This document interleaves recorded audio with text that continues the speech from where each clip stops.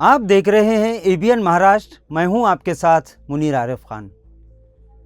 नाजरीन, रियासती हुकूमत की जानिब से औरंगाबाद शहर, ताल्लुका और ज़िला के साथ साथ डिवीज़न का नाम तब्दील किए जाने के खिलाफ बॉम्बे हाई कोर्ट में कई अर्जगुजारों की जानिब से पिटीशन दायर की गई थी, जिसे गुज़िश्ता चंद महीने पहले ही बॉम्बे हाई कोर्ट ने मुस्तरद कर दिया। इसके बाद ही से इसी ताल्लुक से महाराष्ट्र नामांतर विरोधी कुर्ती समिति की जानिब से सुप्रीम कोर्ट में पिटीशन दाखिल की जा चुकी है और आने वाली 9 अगस्त को सुप्रीम कोर्ट में औरंगाबाद नाम तब्दीली के मुतालिक एक अहम यानी सुप्रीम सुनवाई होने जा रही है। इस तरह की इत्तला महाराष्ट्र नामांतर विरोधी कुर्ती समिति की जानिब से आज एक प्रेस कॉन्फ्रेंस के दौरान दी गई। आप सब जानते हैं कि औरंगाबाद शहर का नाम बदलने का तकरीबन हुकूमत का फैसला हुआ है और ये फैसला असल में 1995 में महाराष्ट्र गवर्नमेंट ने ली थी।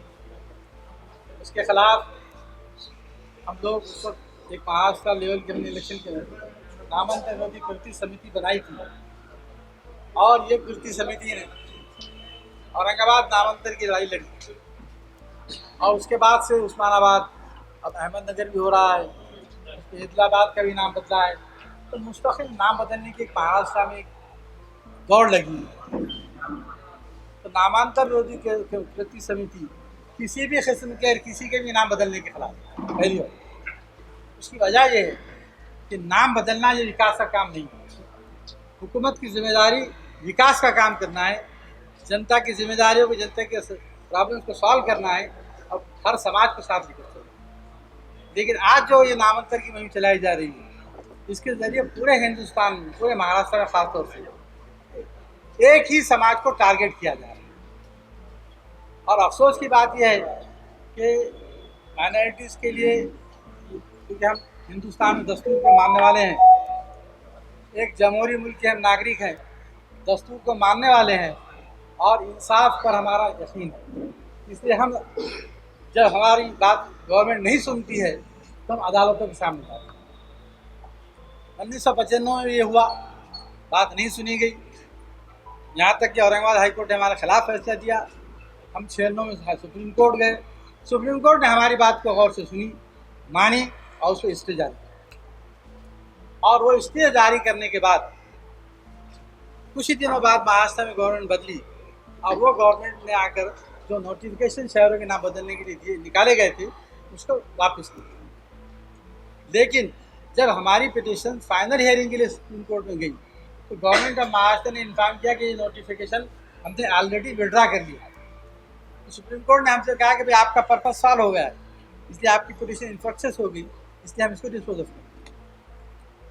लेकिन आज हैरतअंगेज बात है कि सुप्रीम कोर्ट में जो मैटर क्लोज हो जाता है वो रेस जुडिकेटा के तहत वापस नहीं ला जा सकता, एक्ट है। लेकिन आज की हुकूमतें ना अदालतों को मानती है, ना जनता को मानती है और अपने मनमाने फैसले करती है।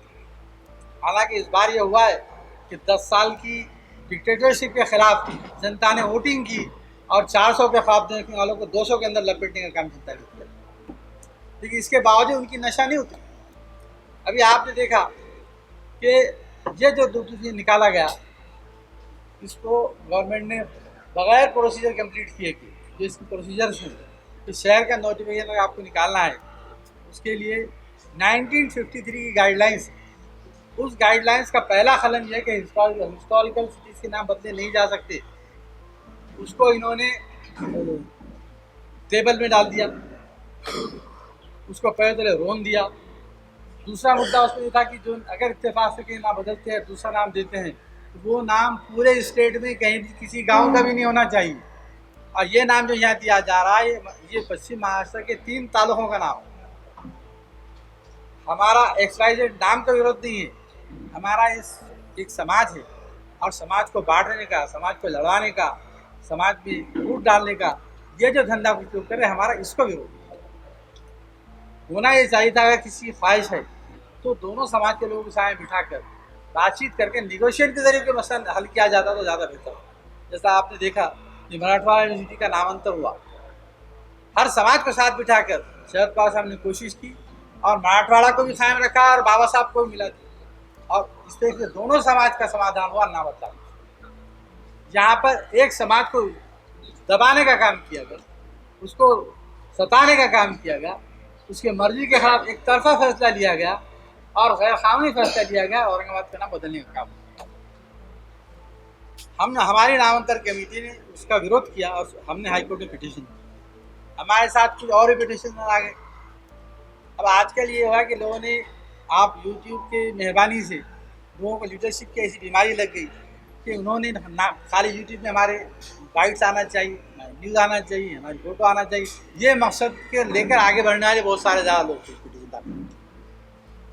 और कुछ लोग को पिटीशन के जरिए एमएलए बनने की भी ख्वाब देख रहे हैं, जबकि मैं आपके सामने ये बात बताना चाहता हूँ कि 1996 में मैंने स्टे लाया और 2000 में कॉर्पोरेशन इलेक्शन में मुझे कॉर्पोरेशन में पब्लिक ने हरा दिया।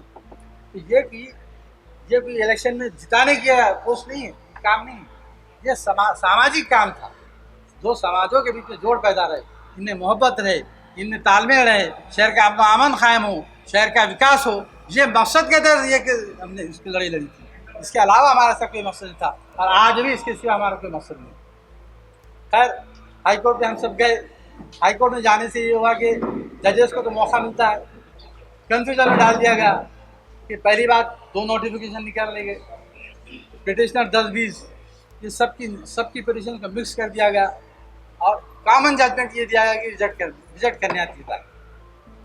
हालांकि होना ये चाहिए था कि हमारी पिटिशन में हमने 3 लाख पेजेस जिरॉक्स किए, 3 लाख पेजेस, 100 से ज़्यादा हिस्ट्री की किताबों में हमारे वकील ने स्टडी की। 8 घंटे तक सीनियर हमारे एडवोकेट यूसुफ मुशाला की 8 घंटे बहस, 8 घंटे की बहस को तो 8 सेकंड में फैसला देते, ये इंसाफ है? अब इस मुल्क के हम दस्तूर को मानते हैं, हम कानून के खिलाफ नहीं जा सकते, अदालत के फैसलों के खिलाफ हम नहीं कुछ कह सकते, लेकिन हमको तकलीफ तो होती है। ये तकलीफ है, इस तकलीफ का इजहार हमें कैसे करना चाहिए? हम इतना तो कह सकते हैं कि ये जो फैसला हाई कोर्ट ने किया है, ये फैसला नहीं है, ये इंसाफ नहीं है, जज का फैसला हो सकता है, हम इसका इंसाफ नहीं। अब हम उसके खिलाफ हमको सुप्रीम कोर्ट जाना था। सुप्रीम कोर्ट 8 जुलाई तक छुट्टी कर, हमने वहाँ पिटीशन दाखिल की। पिटीशन दाखिल करने के बीच में उस्मानाबाद की हेयरिंग हो गई और उस्मानाबाद की पिटीशन को रिजेक्ट किया गया। अब देखिए हैरतअंगेज बात है कि सुप्रीम कोर्ट का में उस्मानाबाद का नाम, उस्मानाबाद का इशू भी जो है पहले भी बॉम्बे हाईकोर्ट में गया, सुप्रीम कोर्ट में गया, 28 साल उसके स्टे रहा। और अब वो लोग जब इंसाफ मांगने के लिए सुप्रीम कोर्ट गए तो इस पर कम से कम घंटा आधा घंटा तो बहस होना चाहिए। 3 मिनट में सुप्रीम कोर्ट ने इसका फैसला देकर रिजेक्ट कर दिया। अब आप बताइए हमने कहाँ जाना है? ऐसा लग रहा है कि पार्लियामेंट सुप्रीम कोर्ट में मुसलमानों ने जाना कि नहीं जाना, हमारे सामने मसला आ गया। राम मंदिर का इशू आया, सारा जजमेंट चीफ जस्टिस लिखते हैं, चीफ जस्टिस कि कोई सबूत नहीं है कि राम मंदिर है, लेकिन हम आस्था की बुनियाद पर फैसला करें। आस्था क्या? आस्था को कॉन्स्टिट्यूशन कानूनी जवाब है।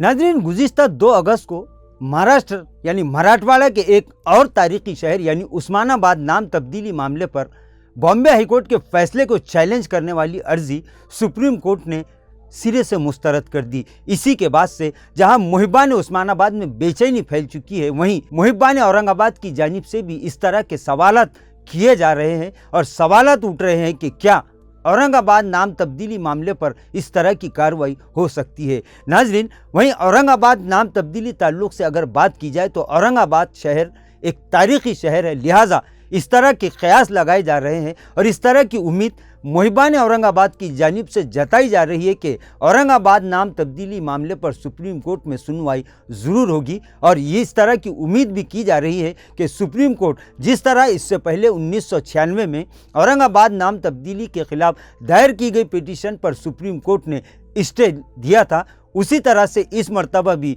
उम्मीद की जा रही है कि औरंगाबाद नाम तब्दीली मामले के रियासती हुकूमत के फैसले पर रोक लग सकती है। लेकिन सवाल ये है कि क्या महाराष्ट्र नामांतर विरोधी कुर्ती समिति की जानिब से सीनियर काउंसिल और मुल्क के कई नामवर और बड़े वकला इस मामले में पैरवी करेंगे और क्या ये वकला सुप्रीम कोर्ट को औरंगाबाद नाम तब्दीली मामले पर सुनवाई करने के लिए राजी कर पाएंगे। लिहाजा अब सुप्रीम कोर्ट पर तमामी मुहिब्बान औरंगाबाद की निगाहें टिक चुकी है।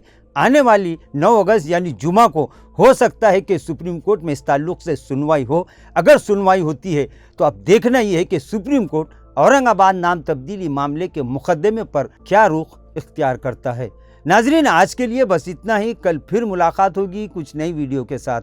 तब तक के लिए मैं मुनीर आरिफ खान आपसे इजाज़त चाहता हूँ। अल्लाह हाफिज़।